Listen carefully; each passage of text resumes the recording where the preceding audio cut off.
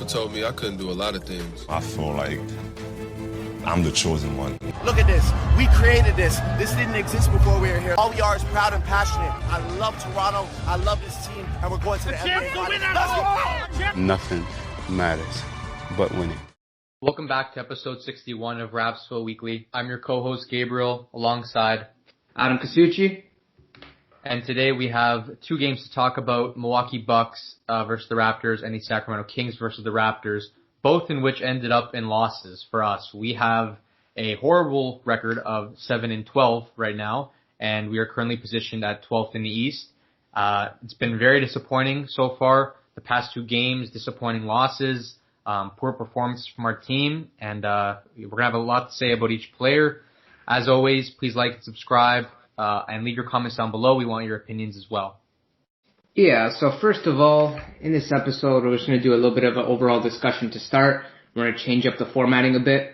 And so moving into it, I wanted to speak about a little bit how the team is formed here with Masai Ujiri kind of putting this team together and making the moves he did in the offseason, obviously letting go of Ibaka and Gasol. Gasol going to the Lakers and Ibaka going to the Clippers.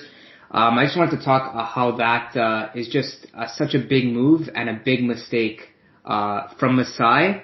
And Masai has obviously done a great job here in Toronto, obviously making the big trade with DeMar DeRozan, bringing in Kawhi Leonard, winning the chip. He's done a great job, and I don't want to blame him too much for this, but Ibaka kind of wanted to leave himself, obviously getting the message from Kawhi Leonard and kind of seeing a future in LA. And he also likes his fashion and stuff, so I think that was a better career move for him. But the repercussions to it was it really hurt us, and we're really seeing it, especially in the last two games, and particularly all season, has been just a weak interior defense that's really been hurting us, and it's really making a big difference. We're not closing out, we're not rebounding the ball, we're not being as consistent. Bigs don't have the IQ like Mark and Ibaka had. And I feel like we're also just shoving guys into situations where they don't feel established in and they don't feel ready for. Like Baines, like he played great last season with the DeAndre Ayton situation, obviously starting there in Phoenix. But I don't think he's ready to be a starter in the NBA. His game isn't developed yet to be a starter in the NBA. He doesn't have the required skills. He hustles well. He does a lot of things, not on the stat sheet, great screens, different things, but I just don't think that he's in the position to be in that starting role. Even Chris Boucher, I feel like he's been great. He's cooled off a bit, but to be in that center position, I just feel like that he's too weak. He's been a great player for us, and it's just I don't think he's the right fit for that center position. I would love to see him at the 4, having the interior defense, a little bit of it that he's had in the past, but I just don't see that was the right move from Masai Ujiri. We had a very different stance at the start of this season. We were hopeful from what we saw in Baines, maybe even Alex Len, and Boucher, we were excited to see him get the opportunity to step up, in which he did quite well, and we were pushing for him to get that starting spot.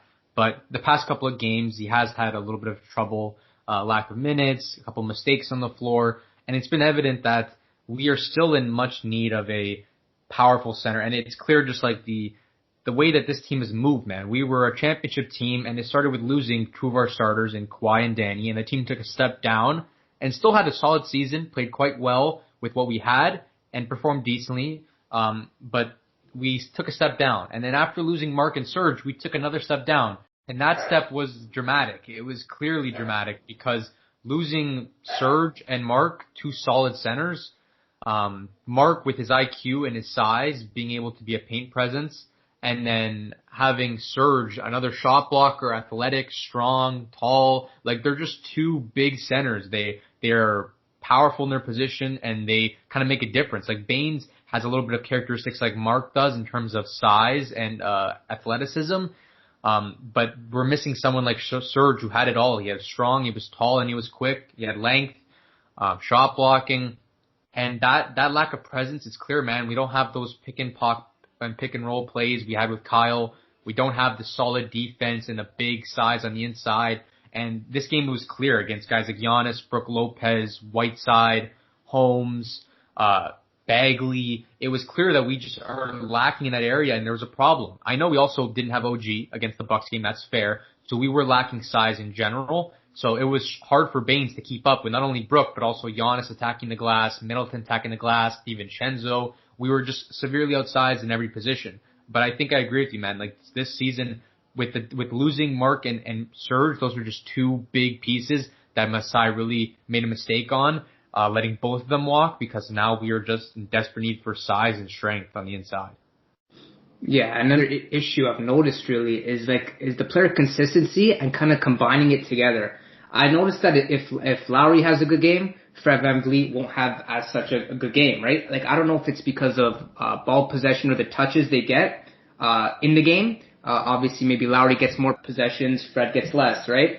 But I think that they just got to do a better job of their chemistry and all playing well as a unit. I mean, it's very rare that we're seeing many players perform well on like certain nights, right? It's just we're seeing one guy perform well, one guy not. And it's just, it's very disappointing to see, because in the prior years, we've seen everyone kind of connect as a unit and everyone perform well together, and everyone be efficient, everyone shooting over 40% every night, and we're just not seeing it. We're seeing a lot of individual great performances, and then it just kind of, it's a different guy every night, and it's what we do want to see, but we need to see everyone kind of combined and put more of a together effort into it.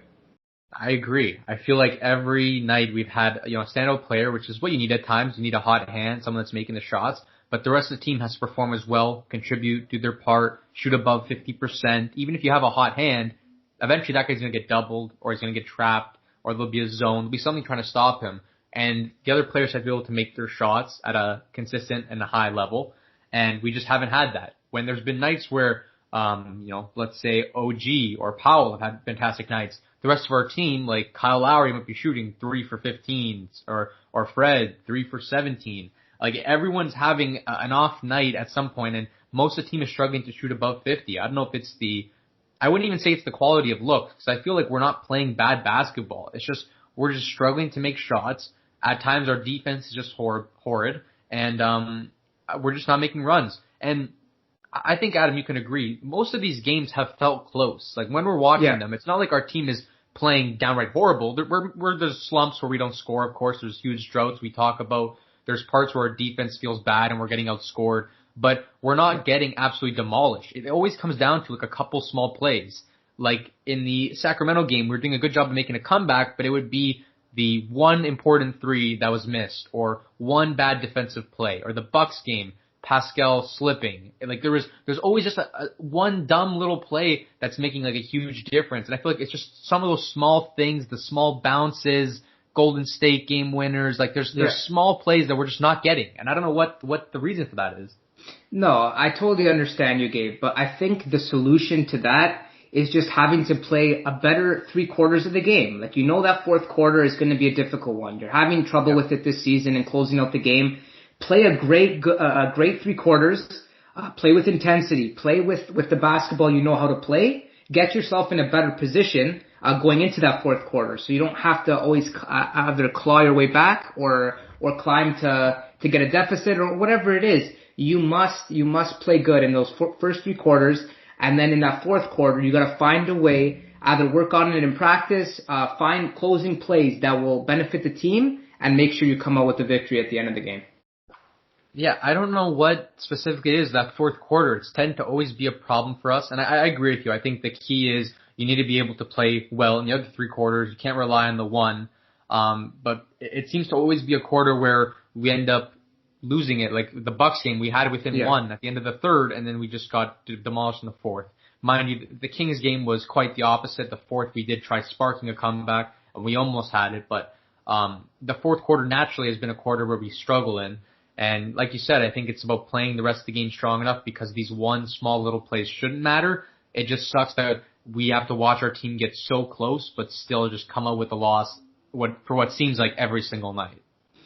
Yeah, even with Nick Nurse, it's just like, no matter which way you distribute the players you have, you can mix them around, you try to mix and match.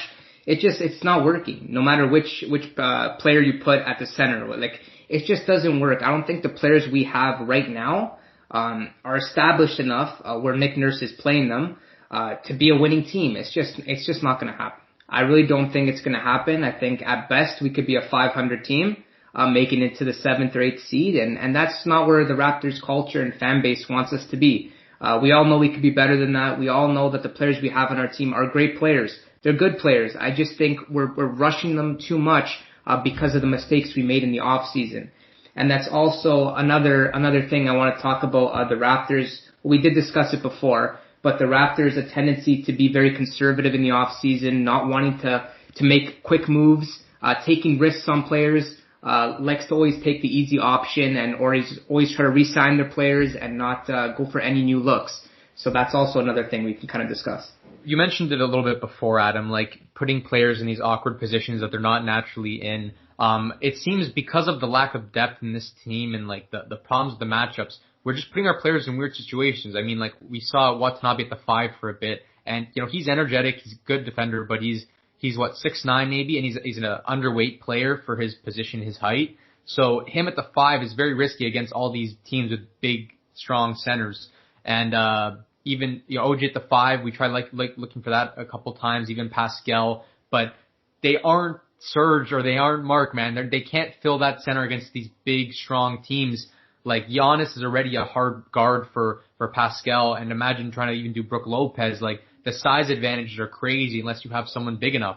And maybe like you said, we got to look for something this offseason. We already gave up guys like Len, Duan Hernandez, and O'Shea Brissett, taller players that took away height from our team. Now we're very small. Because Nick Nurse was thinking that either Baines or Boucher could fill in that center spot, that we should look for a 3-4, and maybe we should. That's still a spot that's open. So I'm wondering what we're going to do with that and when. But I feel like we should be kind of quick to capitalize because right now it seems like this team, like you said, it just doesn't have it. A part of it, we haven't seen, a full cast every single night. As of recent, there's been a bunch of injuries, not even in-game injuries that have been happening, which have been questionable. But I think that this team, like you said, currently there's just something missing and we just can't get to where we need to be. And it's probably due to what I said before, that gradual each year getting worse and worse and worse and losing big pieces and not gaining solid pieces in return. Yeah, I think that also goes with just Nick Nurse is searching for answers during the game when the team is not performing well. And when he's doing that, he's making a lot of these unorthodox changes and he's trying to find different guys he can put in different positions to make it work. And it's just tough. It's really tough. And I think that's also, because Masai also thought that like a lot of our players play bigger than they are. Kyle Lowry, Fred VanVleet, they make a lot of great defensive plays. They do a lot of good things, but that statement, I think we just really kind of put it over our heads and really just went with, okay, we can play bigger than we are, but there's no height and physicality to it. I just feel like the lineups we're putting in are just, they're not going to get it done, especially in the last game with Hassan Whiteside. They inserted Whiteside into the game, right? They give the ball to Whiteside. We automatically have to double. And then they kick out, they get an open 3. It's already putting us in a bad situation, not having a center that can match him up one-on-one, and that's where the problems create. Yeah, we're having just a huge problem with lineups. Some of these, Nick Nurse, it looks like he's searching for different matchups, different guys that can be spark plugs, and we saw an interesting lineup against Sacramento when it was Bembry, Stanley, Watanabe, just a pure defensive lineup, and I believe Kyle and Fred. So he's clearly searching, but I just think that we are currently lacking pieces that are strong enough or consistent enough to make stuff like that work. I think we should move to maybe towards individual games here. So like the Milwaukee Bucks game, we lost 115-108, and it was pretty much dominance for three quarters of the game. The third was the only one we won. And it was clear, going against the Bucks, they're one of the best teams in the league. They have been for many years. Adam, you and I know there's always 3 guys you have to worry about in those teams, right? Yeah. You got Lopez, you got Giannis, and you got Middleton. Those are the 3 guys that are really going to hurt you. And they also got some good role players in Dante DiVincenzo and Forbes and different guys that can shoot the ball and play their part on the team. But and Drew Holiday as well. But I think we just didn't have it tonight. We didn't have a great fourth quarter. And we had the game at the end of the third. I thought we played decently for 3 quarters. I thought we were in the game, ready to go, and then that fourth quarter, just another collapse, man. Yeah, we cut it down to 1. We clearly won the third quarter, kept it within reach. The fourth quarter, when we needed to just step it up, turn it around, we just got absolutely blown out for a good chunk of it. Those 3 are always the problems, and without OG this game, it was clear that we had no stop for them. Middleton, 24, 10, and 7, 8 for 17 shooting. Who had to guard him most of the game? Powell, and then on the bench we get like Stanley maybe. But the problem is that Middleton is a 6'7", 225 player. He's already clearly got height and strength over Powell or other guys that we could put at the 3-4. Giannis, as usual, 24, 18, and 9, 8 for 14 shooting, a steal and a block. There's not much you can do against him in general. He's already a freak of nature. People have tried. Adam, I know you like to say how to guard him, if you want to explain that, and if we could have done that better. So yeah, Gabe, when looking at that matchup, you obviously know Giannis is shooting horribly from 3. He's shooting 30% from 3. You want to keep him away from the basket and kind of keep him as far out as possible, knowing he's lesser of a threat out there. And once you start sending the doubles when he's driving, he's going to find those open threes. And Milwaukee being such the high shooting 3 team and can make it at a high clip, it's going to hurt us. And that's what happened. Middleton hitting dagger threes, Lopez hitting threes. And it's just, it kind of creates a rhythm for the game, and it really hurt us in the end. You got Giannis driving to the rim, and we're collapsing, putting 2-3 guys on him, and then guys are open. Then they're going to start kicking the ball, moving it from side to side, and we're always scrambling. And that's what I feel the issue is. We don't have that one-on-one matchup, or Nurse kind of shies away from that. I don't know if it's a confidence reason, or I don't know what it is, but we got to stick with that one-on-one matchup and kind of let our defenders just get into the matchup, understand Giannis and what he brings, and just try to defend him. They have the role players that can step up and hit shots for them. They got Forbes, Augustine off the bench, all shooting, Middleton, obviously, and Lopez. They're just always a challenge for us, those 3 in general. Giannis, there was, no clear answer for him.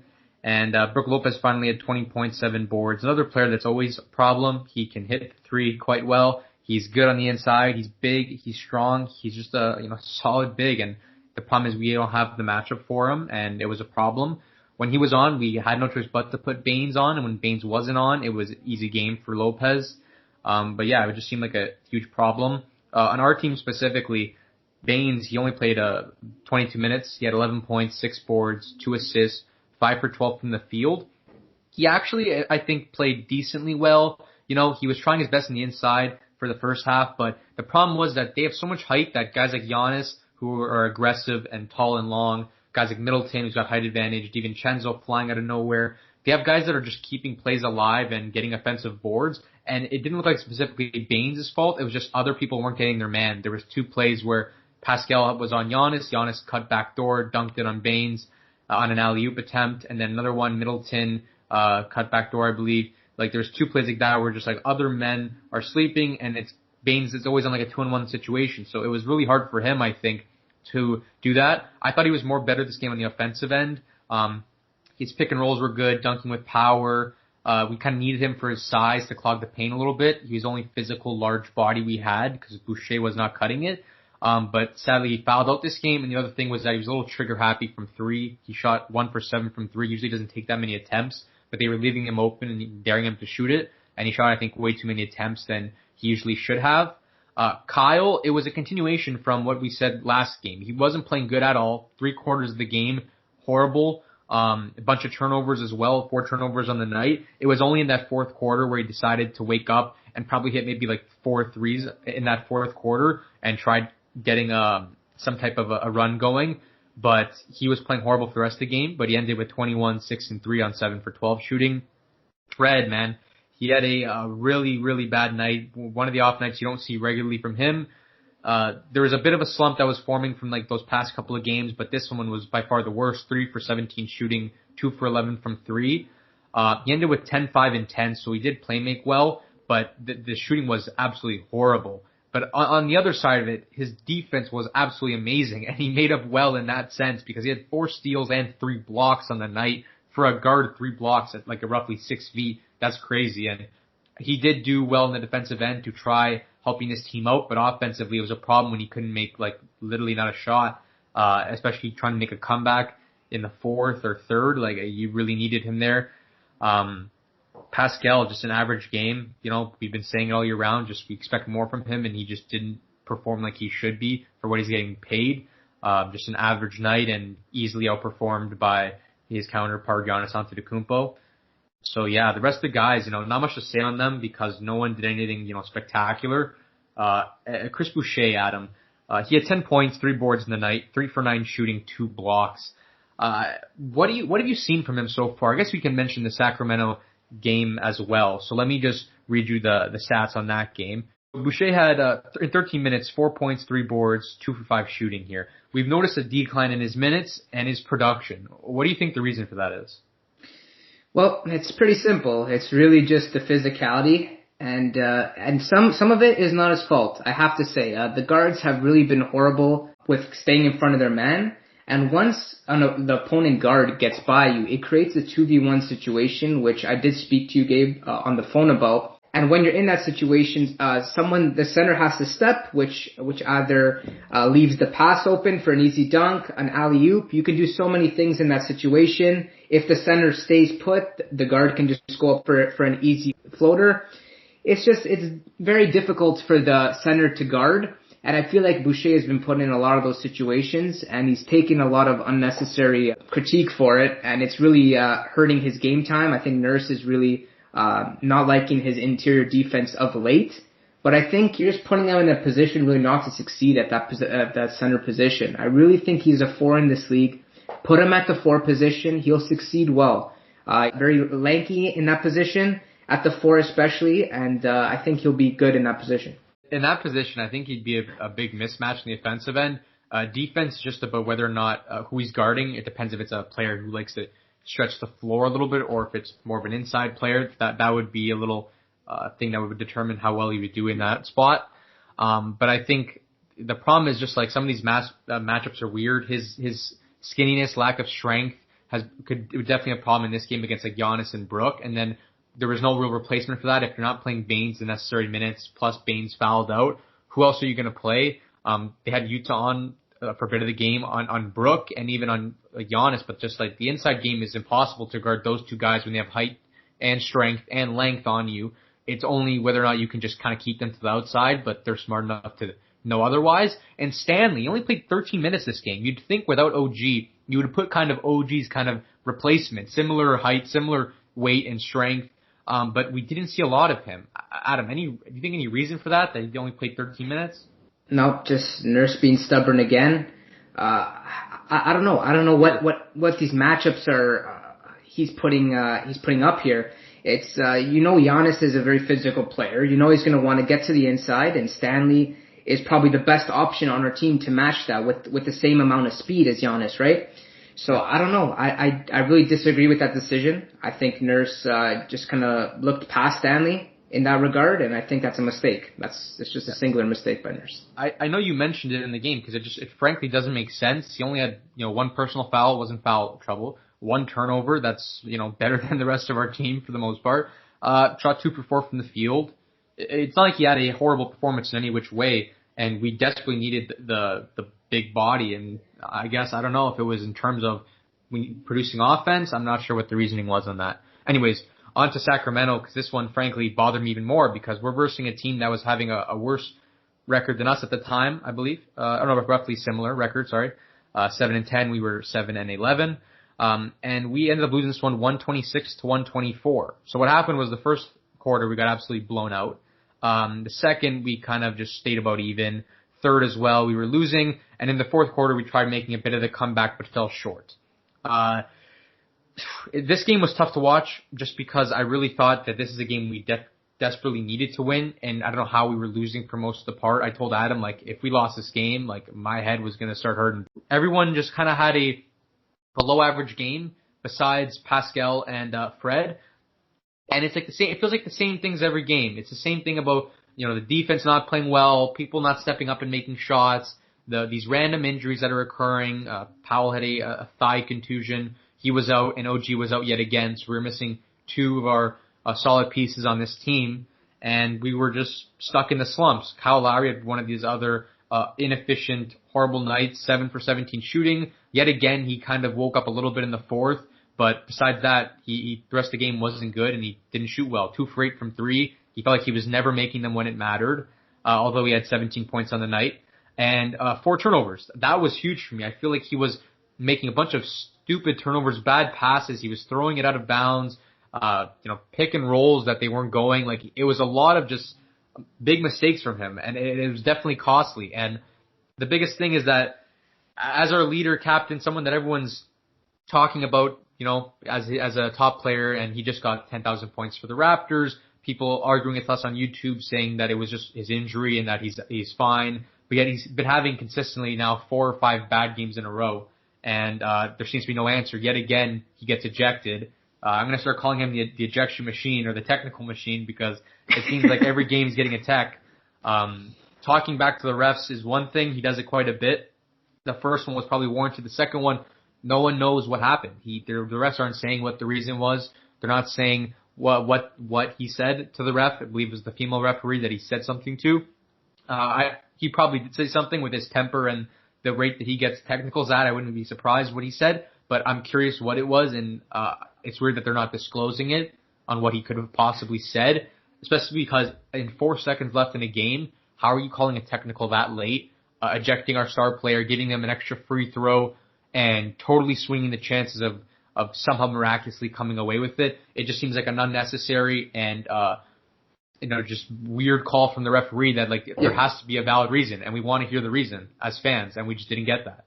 Yeah, with officiating, Gabe, you also brought up this point that the new officials they don't know what to let go and really what to call. They're very by almost the books, like they're very textbook oriented with the calls. Nothing is let go, and I think that's really hurting the Raptors. Honestly, I think the stuff that Kyle does, the way he draws his fouls, he wasn't getting the calls this game at all. Siakam did a great job of getting to the line this game. I thought he did great.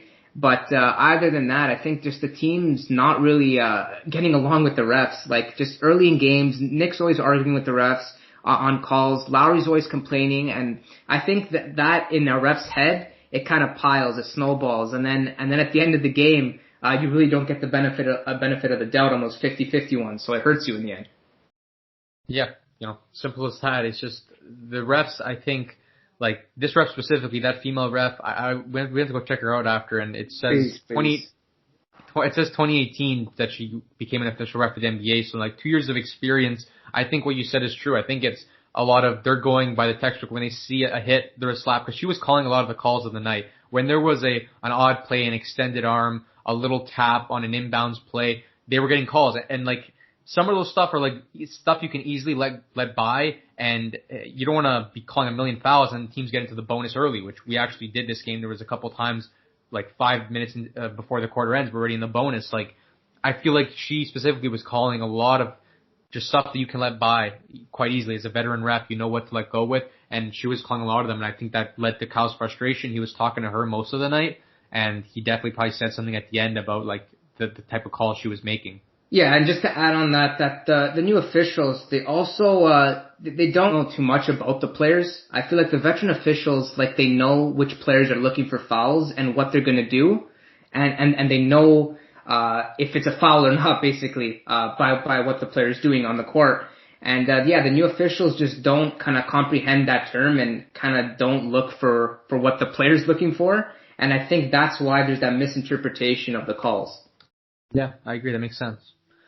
Some of the people that I wanted to mention tonight, Aaron Baines, we talked about at the beginning. Just in terms of centers, we just got completely dominated and mismatched, outplayed, on those ends. So him and Boucher were neither of them were an answer tonight. We kind of needed Baines just for the bigger body, but he was also just getting outplayed. He was making bad decisions, and Lowry was getting mad at him, for not stepping, not playing help D. But he has enough struggle as it is to take care of someone like Whiteside, who's a board munching machine, and putbacks, and you got Holmes, who's been playing great as of recent, another big player in Bagley, so he just didn't do well. Siakam and Fred, two of the guys actually played good this game. Siakam, 32 points, 4 boards, 11 for 20 shooting. He actually did, really good getting to the inside, a lot better than we've seen in this season so far. His game was fantastic. A lot of crafty plays, and there was plays where I thought he was getting clamped on a back dump, but then you hit it with a couple of spin moves, a fake, an up and under, and it was getting, to be really solid. I liked what I saw. He was getting to the line good, drawing calls, but something that he definitely has to work on is the free throw making. He was 10 for 14, which isn't per se horrible, but he missed a lot of them when they mattered, like late game. He would always make one, miss one, and it's just something he's got to clean up because his percentage has just definitely not been the best from what I've seen so far. Free throw percentage this year, 76%. For a guy that wants to get to the line a lot, you got to make sure you make them. And there's one place I wanted to talk about. Like, he drove to the rack and he easily could have made a layup by extending his arm. He jumped sideways, putting his body first. And I don't think he was trying to jump into somebody to draw a call, even though no one came there, and he ended up missing a layup because of it. Leo pointed it out, and they talk about it a bit. He looks like he drives a lot to get calls, especially because he was getting them this game. He wants to get to the line, but he's got to make sure he gets there knowing that he's making a layup and try getting the ball in the net first rather than getting the contact and trying to yell for an and one. But he did play good, and me and Adam, we've been saying it, limit that three and get to the inside, and he did it this game. Only had one attempt from three and had one of the best performances of the year. So people that are kind of doubting our decision making on that, there you go. And Freddie, 26 points, 5 boards, 6 assists, 4 steals, 7 for 16 shooting. Another player that's been mostly consistent besides the rough couple of games he's had recently. He's just been playing good in general, and he was huge tonight, carrying an offensive load for the team, and got to the line 10 times as well, made 9 of them. Fantastic defense. So, still good performance from him. Everyone else didn't have the most impact. What I liked was that we had that interesting lineup near the end of the game where we went, I think, Stanley, Watanabe, Bembry, Kyle, and Fred. And then we had Siakam a bit instead of Kyle, who wasn't playing the best. And the defense there was just fantastic. It led us to a possible comeback, and that lineup just really hustled. So I liked what I saw in terms of, defense creating offense, what we kind of preach sometimes. They did a great job at embodying that, and they stepped up when they had to. Bembry made a couple baskets. Watanabe played great, in my opinion. 12 points, 6 boards, 2 assists, 4 for 5 shooting, 2 steals, 2 for 3 from 3. So he was hitting his open shots, hitting his 3 balls, drove to the rack, made a tough kind of layup floater right at the end of the shot clock. And their defense collectively was great, and it contributed to a lot of runs. Bembry, bunch of high IQ plays, 2 steals and a block in the clutch, 4 points, 3 boards. Another guy who just actually played very well with his minutes. Sadly, it was that final play where he did such a good job defensively, keeping Fox in front of him, got a poke, and just one too many whacks. And he was mad at himself for getting the call, and it kind of blew the game away. But that lineup did impress me a bit on their minutes and their contributions, so I just wanted to give a shout out to those 3. Yeah, Gabe, I just wanted to ask you, when you look at the Raptors bench who played this game, name one person who was on the bench rotation last year. Pretty much nobody. All these guys are new players. Paolo G were out. TD started this game. Boucher didn't play the best. Matt Thomas didn't play the best and get the most minutes. Watson, all these guys are new guys that have stepped up and found a role in this team. Watanabe and Bembry coming in, making an impact, and Stanley getting more of an impact this year. So clearly some of these moves have been good for us. The key is whether or not we can find consistent offensive players. Like these guys I like. They're defensively fantastic, but there's no center position that's been set in stone yet, and there's no real offensive spark off of the bench. Like the lineup has to contribute would have to be Davis, Bembry, Watanabe, Stanley. Those guys, to collectively as a group, they don't work too well together. You kind of need always Fred on the floor or Kyle to make the plays and score the buckets. Yeah, I feel like we need to sign a veteran, either a veteran playmaker off the bench that can really make a difference. Like with Malachi Flynn, he's just not performing, and you can sprinkle in minutes here or there for him, like to get him some experience. But I think we do need to sign, right now, I think, a veteran guard that can really put us into our sets on the offensive end, with this young, bench unit. And I think that will really help us in terms of offensive efficiency and trying to get the victory at the end of the game. It's tough because someone like that would be valuable, but then at the same time, we're in such desperate need of the bigs that which option do you choose? And we were without OG, who would have been contributing there, and we were without Powell, who would have contributed off the bench to play make. So it's tough to see without this full cast. All right. I believe that's it. So as always, we hope you enjoyed. Please like and subscribe. Check us out on Instagram at Rapzville. And let us know what you guys think about this, man. We are currently just very disappointed in the team, struggling to even find the will to produce content because of how much just this team has let us down so far and all the mistakes that we've made. And we've just been really angered the past couple of days seeing these losses. Hopefully you guys are diehard fans like us, that you feel the same way and you guys have maybe some insight or some ideas that could work for this team. So just let us know. Yeah, that's it. We hope you enjoyed. That's us signing out. Peace. Deuces.